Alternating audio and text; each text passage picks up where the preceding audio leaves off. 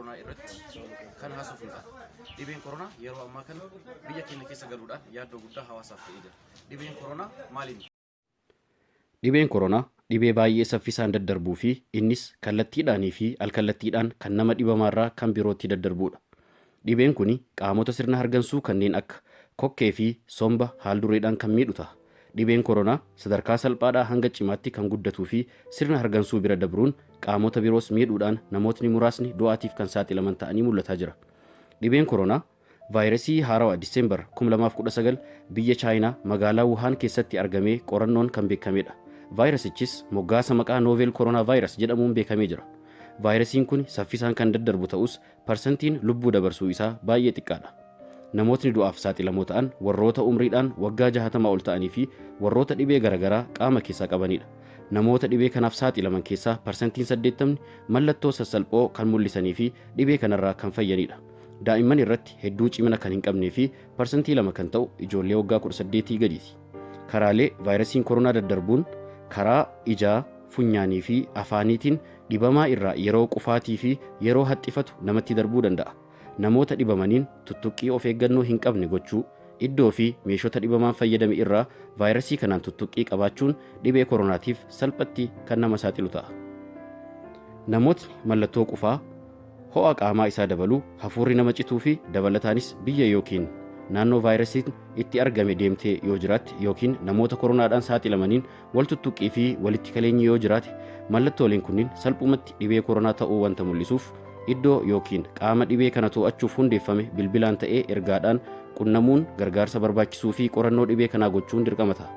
Mallattoolee akka ho'a qaamaa dabaluu, kokkeen nama goggoguu, qufaa fi hafuurri nama cituu yoo mul'ate sammuudhaan jeeqamuu osoo hin taane of eeggannoo fi kunuunsa barbaachisu hunda ofiif gochuun dhibee kana salphisuun ni danda'ama. Kunuunsa yookiin yaala godhuu qabnu keessaa hurka bishaan danfaa funyaanitti guyyaan yeroo 2 hanga 3 fudhatu, boqonnaa gahaa mana kophaa ta'etti fudhatu, dhangala'aa yookiin dhugaatii heddummeessuu, harka yeroo hundaa dhiqatuun dhibee akka hin babal'anne godha. Dhibeen yoo harka namatti fudhatee cime gara iddoo yaala isaaf barbaachisutti qaama dhibee kana ittisuu waliin wal qunnamuun doktora argatuun yaala gahaa argatuun dhibee kanarraa lubbuu keenya baraaruun hin danda'ama. Namootni hedduun yaala adda ta'e kan hin barbaannee fi parsantii 80 kan ta'an dhibee kanarraa guutumatti kan fayyan ta'anii argamu. Dhibeen koronaa kan yaalamudha. Yaalli dhibee kanaas mallattoolee vaayirasichi mul'isu yaaluu irratti kan xiyyeeffatedha. Hanga ammaatti yaalli kallattiin vaayirasichaaf godhamus ta'e kittibaata yookiin vaaksiin dhibee kanaa hanga ammaatti hin argamne.